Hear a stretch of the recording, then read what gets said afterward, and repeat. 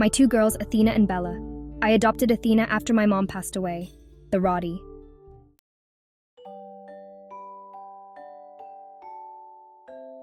Bella, my chihuahua, didn't like it much at first. It took a month, but Athena, being 3 years old, taught Bella, who is 9, how to play together. Now they get along a lot better. Bella still rules the house at 7 pounds, and she's not afraid of Athena. Athena amusingly looks at her when Bella barks at her and wonders what she's doing. She takes it all in stride. She's very gentle and loving, yet protective. I thought I had a vicious guard dog before with Bella, but now I have a real guard dog, not only with the bark, but a bite to back it up. I do feel safer with Athena here.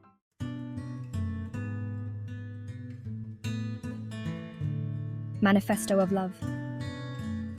Our time is so limited on Earth, yet we fill it with meaningless things. So much sadness, pain, and terror. So much war and conflict and hatred. Some are fortunate indeed to spend time with their loved ones, not having to struggle to survive. But most of us spend our days working and toiling away, trying to get ahead while those around us get older and pass away. Such is life. Que sera sera, whatever will be, will be.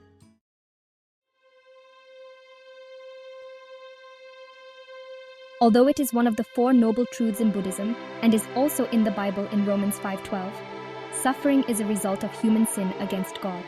The Bhagavad Gita says, "We tolerate this temporary suffering just as your body is not permanent, so your diseases are also not permanent." You should tolerate the temporary suffering and solve the real problem. You must stop your repetition of birth and death. The root cause of suffering, the misuse of free will, is the root cause of misery.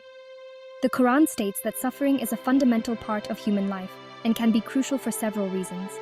Although our world religions and spiritual philosophies abound with why we have suffering, I can't wait to have a face-to-face with the creator of the universe to talk about ending this whole suffering business.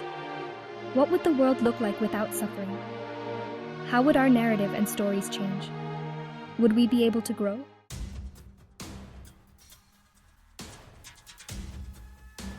Looking to history, thinking about the plague, and nearly 50% of the European population died as a result, and to the Holocaust of nearly all Jews in Europe exterminated. One was a disease, the other by a man and his regime. Why did Hitler hate Jews and try to create what he thought was a master race? What kind of soul sickness pervades an individual to murder millions of people? This is just one instance of one man and a regime that would change world history. As we look back through time, there are many that have risen to power that have a deep and perverse soul sickness, wreaking havoc on humanity. In their mind, they are cleansing the world and making it better in their own image. Lust for power driven by madness. And to think that over 13 million soldiers followed Hitler is inconceivable. In history, we have seen genocide in the modern world and going back as far as oral and written histories. There is a deep soul sickness, a pervasive, progressive disease that has plagued humankind since the beginning of time. The desire to dominate and control another, a belief in violence.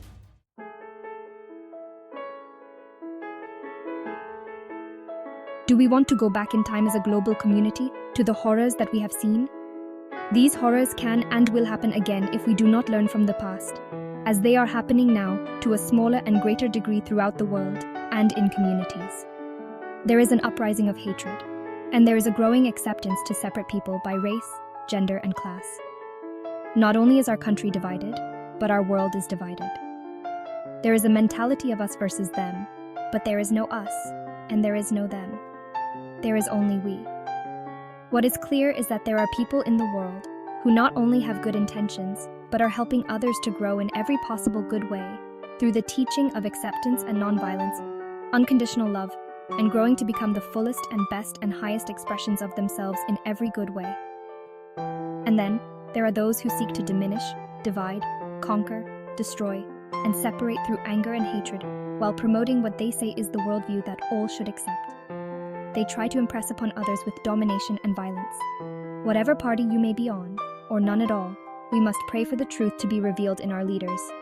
My prayer is for the truth to be revealed to the American public at this time, for our leaders to be able to see deeply into their souls for what is driving them, and for the leaders throughout the world for their countries to see them as they are, the truth. Are they operating from a higher level of humanitarian good and the highest and best interest of their people? Or are they seeking to dominate and install their worldview upon others through oppression by military and police force? The balance between good and evil is tenuous, and we are teetering on world destruction.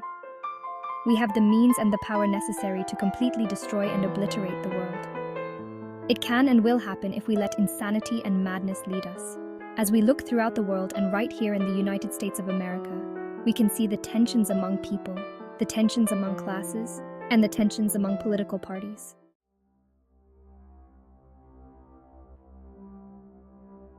The spread of disinformation through propaganda, just like Hitler and the glory of the Third Reich, alleging the problem of moral decay within the United States. But this is a fallacy and could not be further from the truth. The techniques employed by Hitler, name-calling, guilt by association, card stacking, scapegoating, smear campaigning, making it difficult to distinguish truth from fallacy. CSUN University has a wonderful paper that came out in our own backyard, Resisting Nazi Propaganda, Southern California, 1933 to 1945, which clearly illustrates what was happening at the time, and we can see what is happening now.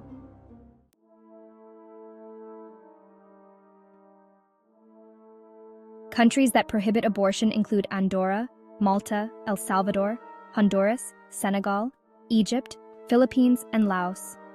Countries that have significant restrictions on abortion access are Libya, Iran, Indonesia, Venezuela, and Nigeria. In Iran, abortion is forbidden by Islamic law and post-revolutionary Iranian law. There are 64 countries that have laws that criminalize homosexuality, and nearly half of these are in Africa. Many of these laws come from colonial times. As of 2020, there were 37 countries that criminalize transgender people. Sad to think, really, that the times we're living in show that a third of the world is so far behind and living in the past. And still, as of 2022, 178 countries have legal barriers that prevent women from fully participating in the economy, and women globally have only 3/4 of the legal rights afforded to men. Yemen has been ranked as the worst country in the world for gender equality.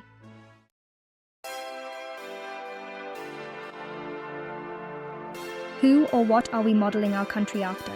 What kind of world and society do we want to leave to future generations? Do we want to have an inclusive society where everyone has a voice, or do we want it to be divisive and divided? Do we want to have a world of cultural, racial, and religious tensions where others kill and harm in the name of their God, and imprison and harm others, and ridicule and shame? Do we look to dictatorships and authoritarian regimes that seek to diminish, devalue, and dehumanize? Or do we look to those who embrace a global and humanitarian view to uplift and heal this world? The choice is yours. I have seen visions of a global Third World War in my dreams, one where it is the final end and destruction of our planet. What I have seen is the true fight between good and evil, between angels and demons, and between human free will and higher consciousness. We must act now to save ourselves from global destruction. It starts with the growing of love in the heart, with embracing global and humanitarian views where all are loved and accepted.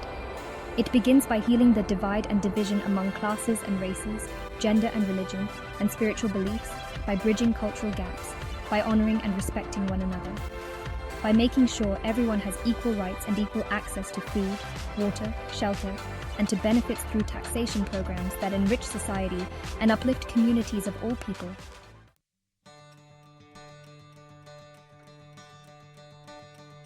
We must act now to save ourselves from global destruction. It starts with the growing of love in the heart, with embracing global and humanitarian views where all are loved and accepted. It begins by healing the divide and division among classes and races, gender and religion, and spiritual beliefs, by bridging cultural gaps, by honoring and respecting one another, by making sure everyone has equal rights and equal access to food, water, shelter, and to benefits through taxation programs that enrich society and uplift communities of all people, so that instead of just surviving and trying to live, each person may be able to contribute to society with all of their gifts and talents to make the world and their communities a better place. Just simply love our neighbors as ourselves. Love your neighbor as thyself. We must practice the golden rule. Do unto others as you would have them do unto you. That is the world in which I am living and working to create through my own actions, through my communications, my prayers. I pray that we all reach that place.